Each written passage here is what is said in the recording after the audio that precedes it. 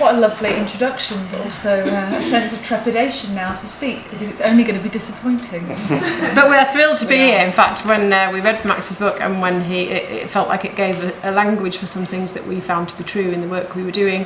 And when he said he was going to do a conference, we were just really cheeky and said, can we come? Because we felt like it might be as fascinating as it has been this morning. So to sit and listen to some people who know a lot about this area, which we do not, it has just been delightful, and I'm really excited to go away and read now some of the many copious names and books we've been writing. That is an important disclaimer. We are not conceptual thinkers at all about love. We are criminologists and lawyers who have become really interested in love, partly through Max and partly through our own experiences of being part of this learning community and reading lots of data about our students' experiences. And it's lovely that when we walked in this morning, there were lots of familiar faces who are part of our learning community.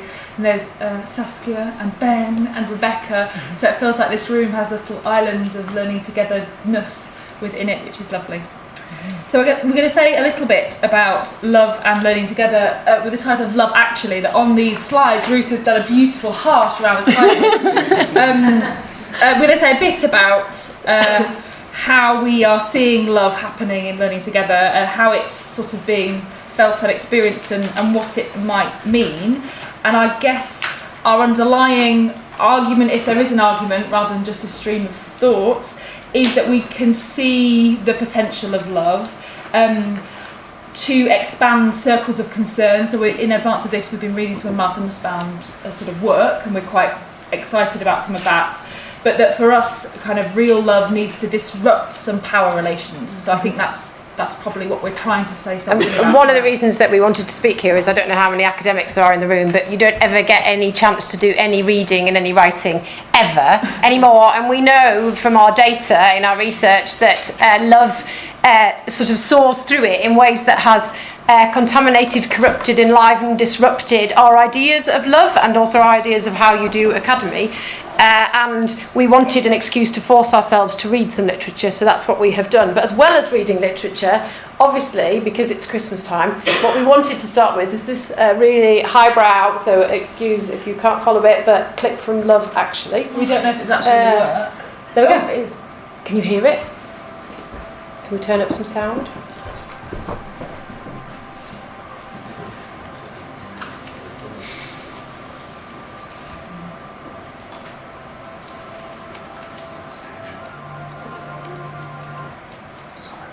It's when the dialogue kicks in that is the important bit. He's going. Good skills, Matt.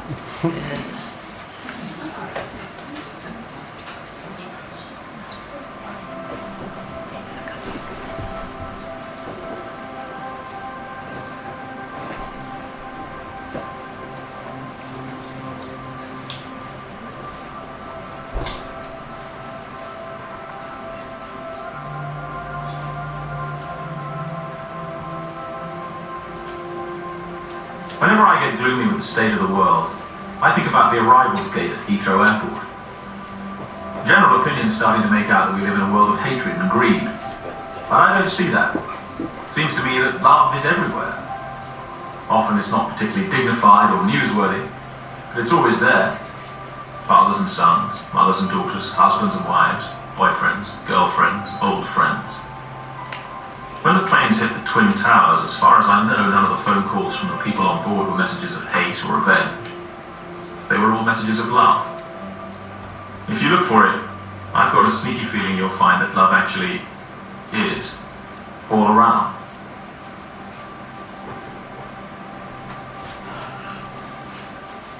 So obviously that is a cheese fest, and it's a nod to the festive season that is upon us. But it also, I think, kind of speaks to a sense of, you read the news, you listen to Radio 4 in the morning, and our world is replete, as we've been talking about this morning, with examples of these dystopic disorders, the sort of rage, anger, humiliation, disconnectedness with real world consequences of really shocking symptoms of inequality manifesting in our welfare system, our homelessness.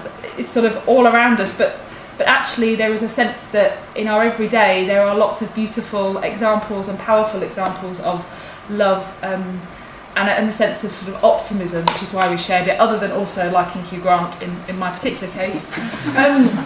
And the link between that sense of sort of everyday optimism and love and learning together was our wondering a bit about how we might strive towards something that fulfills what we saw as the kind of inherent interrelationality of the human condition, our needs to be connected with and among others.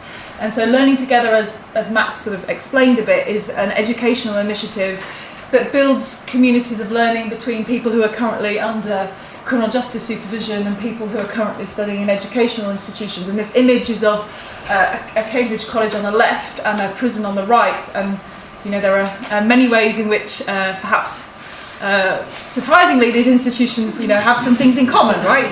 And in the middle we have a group of wonderful students who are at our end of course celebration in HMP Grendon now. How many years ago? Is that 2016? It's a lot of years ago. I think it is second year, yeah.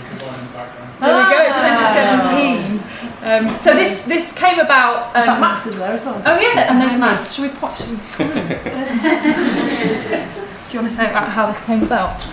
Yeah, well, I guess partly, sort of as we think about where we are in the world today, and sometimes academically, the governor of this prison always says, sometimes he gives talks with us, and he says whenever you give an academic talk, never fail to mention late modernism or neoliberalism. They're kind of the few words you have to throw out there. But I think within that we were occupying quite different worlds as academics. So one is the sort of higher education world that you can see here on your right. My office is just on the corner there. Beautiful walled, exclusive and excluding place to be. And we were also occupying prisons, kind of also not quite so beautifully walled, exclusive and excluding places to be. And we could sense and see some of the brilliance and potential of those institutions and of the individuals within them, but we could also sense some of the real limitations of their separation. We wondered what might happen if we brought them together. We wondered what might happen if we used some of the theory that we knew about transformative learning and what components you bring to spaces and ways of doing education that are more rather than less transformative, and what would happen if you brought that and worked together with people within the criminal justice system. What would happen if we moved beyond some of the individualistic notions of success and of failure that kind of inhabit quite a lot of our education and our criminal justice policy. And so we did, building on a sort of a rich British history of this kind of work, but that had kind of fallen off the political and practical agenda of bringing together people to study together. We decided to rekindle it and formed an action research initiative. So from the start we were evaluating what we were doing. We were using some theory to think about how we might bring these groups together well, and we were evaluating from the start to try to understand what was happening for our students. And I think it was maybe John this morning who spoke to saying something about that when you talk to other people and when you interact with them, that you might reimagine what the questions are that you need to ask, and reimagine or start to have an imagination about what you might do about them. And that's what we found through this action research, is that some of the very narrow questions that we came in and thought were the interesting questions, our students have told us are not the interesting questions and what is happening.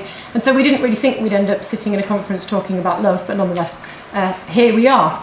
I think it also, going back to what John said this morning, there's something really interesting about your chat, or was it your challenge or somebody else's challenge, anyway, about kind of where the forums are now, where are the places of kinship, of fraternity, of sort of love and connection, and so Learning Together for us was an institutional coming together to create a new space and forum for some of that work to happen that might fill or address some of the needs and functions that were previously fulfilled by the Working Men's Club, the trade unions, and all of those sorts of spaces. So one of the things that as we spoke to this, and as we thought about it, we wanted to just sort of go back to this lovely lovely and not lovely Martin Luther King Jr. quote, where he says, that there was a problem in his era of people being too unconcerned to love, too passionate to hate, too detached to be selfish, and too lifeless to be unselfish, too indifferent to experience joy, and too cold to express sorrow. They are neither dead nor alive, they merely exist.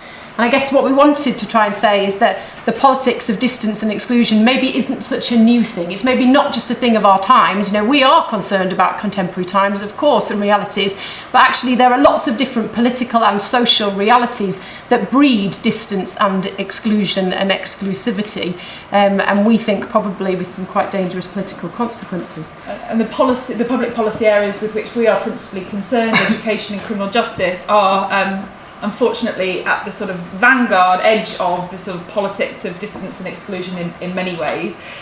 We see the sort of dominance of rationalism, responsibilisation agendas, sort of technocratic approaches to managing risk in both criminal justice and education, strategies of sort of shaming, stigmatising, shunning, and this idea of sort of safety premised on the idea of exclusion. There are some risky others that we can manage and separate and sort of control to keep the rest of us safe.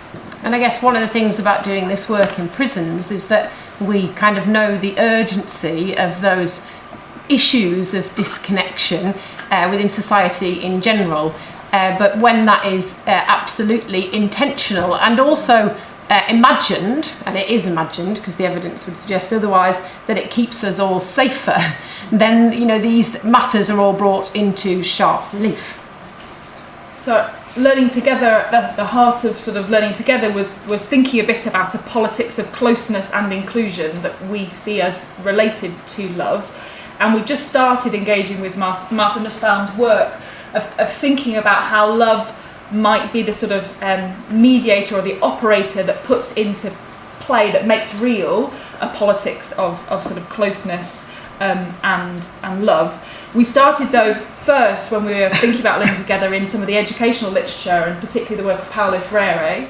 And Freire talks about love as sort of foundational for dialogue, and dialogue for Freire is about bringing parties together under conditions of equality and really contesting ideas as a practice of freedom is how he sort of describes. And when he's talking about educational as a practice of freedom, he's talking about whether it's more or less transformational. And for Freire, that isn't just about individual transformation. It's about how bringing individual experiences to knowledge transforms that knowledge, and how that knowledge then transforms the learners, but also then as learners they transform the world in which they live. So there's this sense that transformation is individual, institutional and social, and that works through a kind of dialogical, experientially engaged kind of learning. We started being quite interested in intergroup contact theory, and we're really more broadly attracted, I think, or becoming attracted to Martha Nussbaum's sort of circles of concern language, this challenge of taking who do I count as my neighbour, and how we grow that, and what its criminological potential might be, because we know that people do better post-release when they experience and perceive less shame and stigma. So there is a narrow criminal justice importance to the scope of our circles of concern and the consequences that flow to people, between people who are part of our circle of concern. And I think that drawing on the work of Jill Valentine, it's important to say up front before we look at our students' data that we're not going into this in some kind of naive way, that thinking if you bring together some people that are different, you necessarily sort of have some kind of interaction that transforms everybody and the world comes out a better place. What Jill Valentine says in her work is that there are lots of places and spaces where people might interact, and that actually what it can do is create sort of instances for thinly veiled tolerance, which actually doesn't disrupt the kind of micro-publics of inequality that dominate our world. And so we're not pretending that just some kind of encounter is going to really disrupt the kinds of power relations and make us think about how we inhabit and are part of inequalities. We're trying to think about the ways in which we might bring people together to create a politics of closeness and inclusion, and what that might mean. So we want to tell you a little bit about what our students have said about that. So we have got lots of data now, and by lots of data, about 200 interviews over the last 4 years, talking to our students about their experiences, as well as some quantitative data, but we're just drawing on some illustrative little bits of quantitative data today. And it's probably worth reading this out before we talk about it. So this is Ed, a student from 2017, saying, "Me saying something about how I feel feels almost glib. That's a general theme for myself anyway, and that's why this course has been so good. It's confronted me, yes. I do have to think," laughing, "more about how I actually feel about things, mainly in terms of vulnerability. Vulnerability in terms of uncertainty. Questions of what do I actually want from life, and also questions of what do I want from people who I love and relate to, the people sharing my life. Where do I stand in relation to those people? Asking broader questions of who I am and where do I stand." We have lots of data that sort of describes how the experience of being part of a learning community disrupts students' sense of who they are connected to, but also how that sense of connection with new people, an expanded sense of a sort of circle of concern, disrupts their sense of who they are. And also how what that means for how they will inhabit the world. And what I like here from Ed's quote is that he talks something about how that happens, and he talks something about with what consequences. And in terms of how it happens, he talks about a vulnerability. And a lot of our students talk about this, that there's a way that within the learning space they become vulnerable. So the students from Cambridge often talk about the fact that vulnerability isn't very possible in learning within the University of Cambridge, and that within the prison they found that much more possible.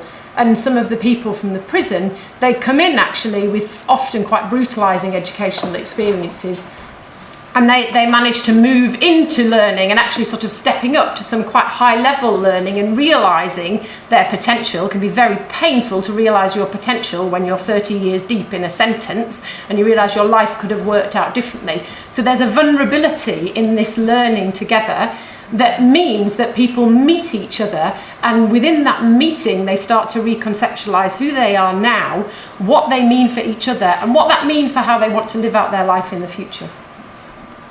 Criminal justice is a really interesting point. I was going back to some of, as I was sort of thinking about this, some of Max's questions sort of at the start about how you grapple with the coexistence of love and anger and hurt and harm, and obviously working in a criminal justice context that brings some of those questions really to the fore. We have lots of data. Our students are telling us a lot about the sort of pains of this connection and love. And this is a quote from Hayden, a student in 2016. "Given my offence and how I feel about that, and how society in general feels about that, I'm under no illusion it's a very emotive subject. But having to carry that into a social context is really difficult. I greeted you as yourself up there." So that's he was talking to me at the time, and he was getting his certificate or our end of course celebration. "And I said, 'Do you mind if I cuddle you?' I think at the time it was really sort of overwhelming. I felt more ashamed than normal about what I'd done," that's in terms of his offending. "It's really humbling to have people come up and say hello and see the humanity in some of us. Being humane, I think that's quite humbling."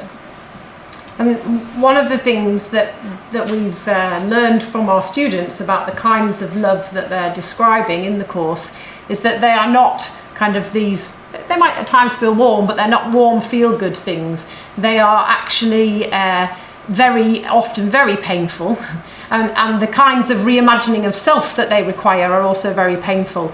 And that there is the kind of humility that Hayden talks about, is a humility not just in who I am willing to love, but perhaps more who I am willing to accept love from.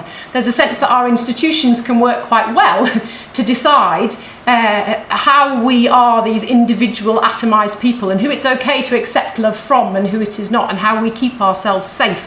And I think it's very interesting for criminal justice that what Hayden's talking about here is a kind of reintegrative shaming, a kind of sense that I feel more ashamed when I have the humility to move beyond the humiliation of my offence and to say, I am lovable and I could submit to and accept your love. And in some ways it disrupts the kind of William Blake definition of love that we heard earlier, about love as this kind of thing that I forget myself in, and I do, because I think the kind of love that we're hearing about is love that is active in acceptance and in giving, that keeps the me present, but the me is transformed in the us, in the we.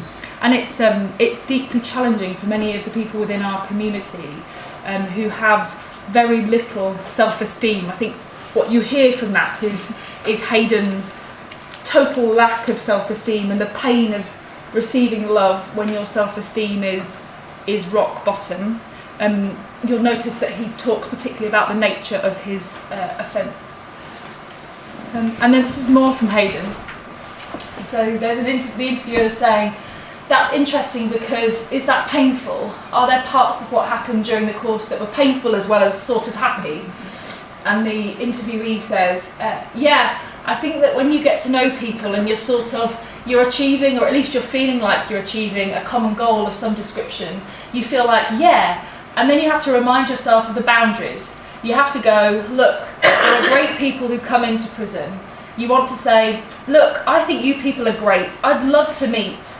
And it does hurt you because I'm here and I can't go. I can't go home with these people. I can't be friends with them. It is sad because they bring quite a refreshing experience into prison, and it's a shame you can't take that with you. That's me with my attachment disorder, things like that. I'm aware of these sorts of things in myself. We have lots of students' accounts of our prison-based students watching our university-based students leave, and vice versa. And there's a sense of sort of powerlessness in what Hayden is saying, a forced separation that can't be smoothed over. And I think within that, then the next quote also expresses the same thing. There's a sense of partiality in love. So we wonder if one of the attractions of a kind of exclusive, distant society is that we don't have to move into those spaces of powerlessness, those spaces where we can love and be hurt by love, but actually we can't solve the big issues that might need to be solved. There's a real pain in realising powerlessness. I think in lots of ways we've drawn on the work of Richard Sennett, who talks about how you build the kind of society where things can be porous enough to allow the kinds of interactions between people and between institutions that are life-giving, but can be kind of have enough boundaries or boundedness to keep out the things that might harm each other. And I think there's a sense that what happens when you open some of that porousness and you let a little bit of that love through for other people, but actually you can't solve and you can't make healthy the kinds of things that you can then see and are exposed to that need to be made healthy. There's a real pain in that. And so Patrick expresses it basically exactly the same thing. There's a way that, feeling in the same place as someone has brought this new lens into his own life, and then actually he has to live with feeling the absence of somebody who's become his neighbour, and to realise that the social structures that are the contours of their own lives have a kind of disparate impact. And actually that as someone who's felt like a powerful individual in life and quite powerful socially, there are limits to his agency, to what he can do about some things. And we are seeing that particularly in our post-release work now. So increasingly members of our community are returning to our community, and the challenge of love, I think, has become almost even more acute because you don't have the prison wall to protect you. You have people now who are your friends, your peers, your colleagues, whose lives are shot through with the pains of being in a community that has little community mental health support, that has hardly any housing options, that is full of sort of precarious employment or no employment opportunities for people with criminal convictions. And we are now a community that realises our increasing inherent interdependence, and we are facing the challenge of what do we do about that? What are the limits of what we can hold individually and collectively, and how do we come together in ways that have a chance of shaping some of those policies and structures that we can see are hurting the people who we love? And thinking about how we might do that coming together, Tony said this, I shall read it out quickly, when we at the end of the course and Tony is still in prison, emotionally I've matured. I now see myself through an emotional perspective rather than an intellectual one, which is interesting that learning intellectually has made him become this, he says, more emotional person. Just feeling it's made me evolve a lot. It's given me enough confidence to say, you know what, write down what you imagine and hate and love and fear and all those things. Write it. Be part of it. Be part of this. I felt like it was a big family. I'm going to say that. If I sound like a twat, I don't care. I felt like part of a big family, and it feels good to be part of it. I ain't got any family. We've got family members out there in Ireland, but I don't contact them in any way, shape or form, because they're all like barbarians like I was. And I either move on or I don't. So it felt like I had a family for the first time in a long time. And, he's talking about the pain of moving into that. It just feels good. It makes me want to do good, makes me want to achieve. I've got to say as well, something that I love about learning together is you didn't come in and see everyone and go, oh yeah, there they are, well done. There was none of that. If fucking someone turned around and went, well done, it's because you worked for it. And I love that. There was no token gesture of, oh yeah, the prisoners. I love that. It's got so much integrity to it. I like that. Partly what we want to put forward is that that's easy within a prison environment, within a learning environment. You can set a standard, you can teach, you can help people to realise their potential through pedagogies, and you can bring the rigour of some equality into that environment. But there's a way, when Amy talked about the protection of the prison walls within the exclusive society, we can create a way of coming together. She wasn't talking about being protected from our students when they're on the out. She's talking about being protected from our powerlessness to create those kinds of environments within which we can interact with each other in ways that are respectful, because we can structure those kinds of interactions. I mean, only the challenge in prison is still great. That's correct. It's still great. So I guess we want to draw things together by saying we've drawn out this quote from Martha Nussbaum, which sort of speaks, I think, a bit to maybe what John was saying earlier, this idea that we can see the importance of not allowing the dominance of sort of rationalism, or sort of leaning into some of the potential of emotions, that emotion doesn't just become the terrain of people who would pursue agendas that are not a politics of inclusion and closeness. So we see that, and we can see its potential within our own community, but we are questioning in our heads, I think, about the fact that the ends of that love really matter, and the ends of that love for us need to be about expanding these circles of concern, and in so doing disrupting the power relationships that exist, because otherwise, is that really love? Is that merely tolerance? So going back to some of Jill Valentine's stuff about the difference between meaningful encounter and just this sort of veneer of tolerance, this sort of tokenistic charity that actually keeps intact those power relationships. Yeah, it felt a little bit to me as sorry, I've forgotten your name. Is it Linda? Leah. Yeah. When you were talking this morning about the water crisis, and I thought in some ways this work feels a little bit like how when you start to love other people and you let them love you, it does something about what you consider to be the waters of your life.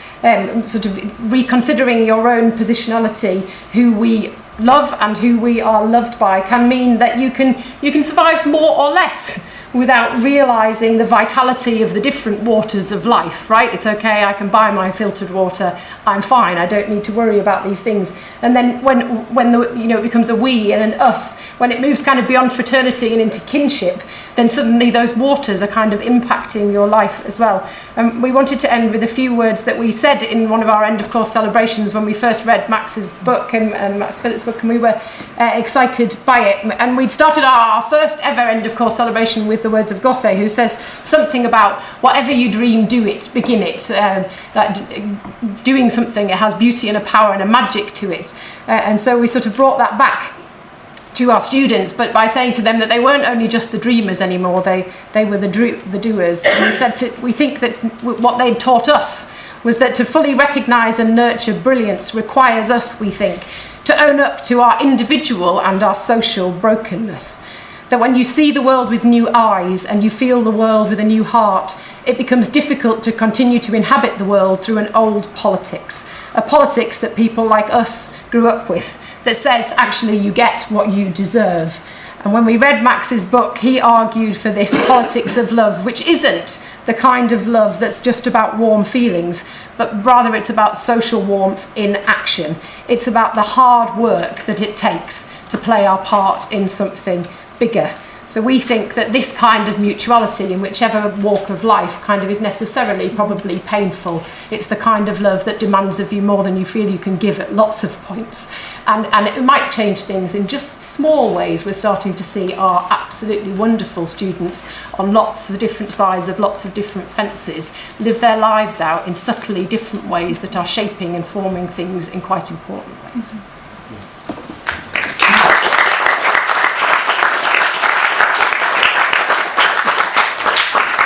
Thanks so much, Naomi, that's brilliant.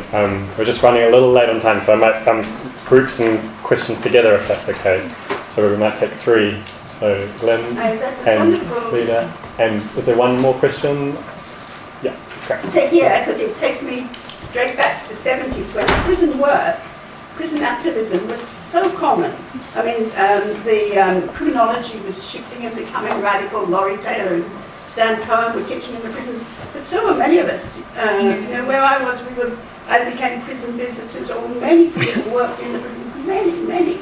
And then that sort of disappears as that confidence of the 70s disappears. But it also reminds me of things I've read about the States, where of course the prison industry is the only really truly expanding industry in the US.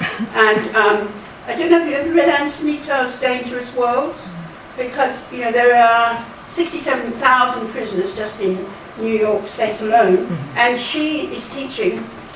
She started teaching in one of those long-term life prisoners, and of course they're all black, or rather 11 African Americans and 1 Hispanic, and most of them are illiterate. They can't either read or write. So she's showing them films, and the films are going to be about rape and violence, all the reasons why they're in there. And it's amazing moving account of how she's able to talk to them, and of course most of them begin hating anything remotely like feminism, so she can't say she's a feminist, and then when some discovers she is, they think that she sort of cheated them. But anyway, I can give you the reference, it's in Dissent from 2011, but I just wanted to finally say, of course, our prison situation and whole justice system is in the most terrible state at the moment. What's been done to the probation officers and so on. So I don't know how you relate to that, the catastrophe around prisons at the moment. Thanks. If we just go to Lena. Thank you, I really enjoyed that. Just 2 things. One, I wonder if Audre Lorde and not Martha Nussbaum is your philosopher of love, because with Martha Nussbaum, the circles are very harmonious. It's like, here's an individual and then I move outward. With Audre Lorde, it's about how the oppressed have been denied feeling, about how part of the tactic of oppression and racial injustice is about denying the oppressed the sense of the validity of their own feelings, and how hard it is for marginalized individuals and the privilege to which they speak to grapple with the feelings of the oppressed. And my question is just, what do you do with the sense of powerlessness, or what do your students do with that sense of powerlessness in terms of kind of the larger structures that Lynn is referencing? Does this move outwards into a politics, or is it more kind of an individual self-transformation? Hi, thanks for coming down. So in the slide, you talked about equality being an intrinsic value of all people and all its efforts in sacrifice. And I just want to go back to Kim's presentation, where he spoke about the key values of human rights. So one was truth, second was companion, the third was non-violence, and the fourth was justice. Would those be classified as as intrinsic values in your theory or theorizing of love? And this moves on to my next kind of question. So I work in equality and diversity at my university in the Student Services Department, and I noticed quite quickly that power structures are in play and certain policies are built upon these power structures. So my question is, in politics, do we need to use these values or these intrinsic values and put them across or forward to those people who are at the top of the power structures in order to kind of deconstruct the issues that are taking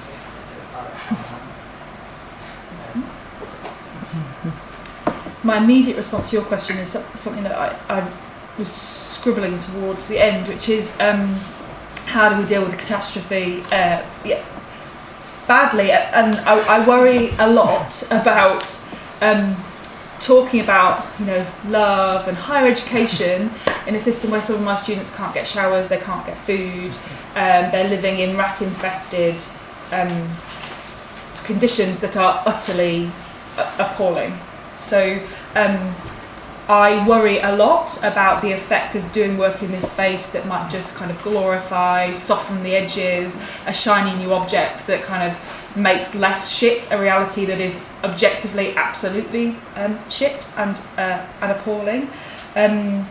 So we talked earlier about kind of this, within the risk that maybe a politics of love might hinder satisfaction of more basic rights, which are around survival. If you look at the statistics on suicide, self-harm, violence, they are deeply shocking at the minute, and we are having to make really challenging ethical decisions about how and where we engage, and that for me, for us, includes saying no to engaging in some places, but that whole question in some places, in some ways, but recognising who you are. We go in as the University of Cambridge, and that counts for something, and we go in as people who are trying to express a politics, and that counts for something, and there are so many agendas in this space that are inconsistent with that.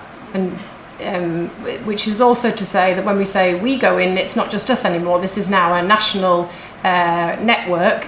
There are 31 different courses running, 24 different partnerships between different universities, and as well as sort of concerns about legitimating some illegitimate aspects of the criminal justice system, we have some similar concerns about a kind of salve on the higher education consciousness, in the way that you can do something nice, but let's not bother to change our employment policies, let's not bother to change our admissions policies, let's not bother to change the ways that we might provide support or lack support. We want to broaden participation, which means ask people to come in through our procedures, to be taught in our ways in our universities, but we don't actually want to think what are the needs of those students and how might the ways that we do business exclude them, even if we manage to let them through the door, and mean that their experiences are fairly miserable when they get there. So I guess in terms of the politics, what I would say is that it is developing through the data, but we are having lots of very uncomfortable conversations within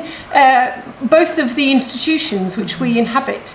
And I think partly one of the things that we did was do 15 years of work within prisons and post-release before we started doing this work, so we know those worlds fairly well, and we can have some uncomfortable conversations within our own institutions that can be slightly more challenging. And we are making some tangible headway, so I know it can feel really heavy and difficult, but we are employing people now who we first met and taught in prison.